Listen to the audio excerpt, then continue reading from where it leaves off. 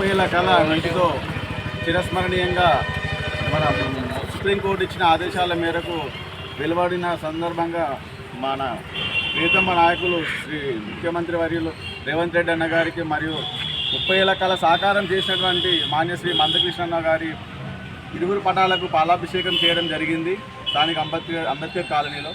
మరి ఎన్నో ఏళ్ల నుంచి వెనుకబాటుకు గురైన మా ఎస్సీ ఎస్టీల మీద వర్గీకరణ లేక, ఏబిసిడి వర్గీకరణ లేక, విద్యాపరంగా గాను ఉపాధి పరంగా గాను వెనుకబడి ఉన్నందున ఏబిసిడి వర్గీకరణ కావాలని చెప్పేసి 30 ఏళ్ల సుదీర్ఘ పోరాటం చేసినందుకు ఇవాళ నేడు ఆ కళ సాకారమైనందుకు ప్రత్యేకంగా ధన్యవాదాలు తెలియజేస్తూ ఉన్నాం.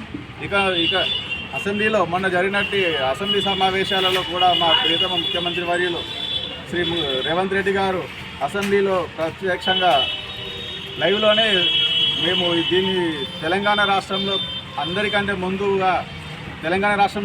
ముందుగా కూడా మేము వర్గీకరణాంశంగా సానుకూలంగా ఉన్నాము. ఫస్ట్ మేమే అమలు చేసి తీరుతామని చెప్పేసి అసెంబ్లీలో తీర్మానం చేయడం జరిగింది. అలాగే మాజీ ఉప ముఖ్యమంత్రి వర్యులు దామోదర్ రాజేంద్రసింహ గారి నేతృత్వంలో ఢిల్లీకి పంపించి కేంద్ర కేబినెట్ సమావేశంలో కూడా మాట్లాడించడం జరిగింది వీటి విషయంపై.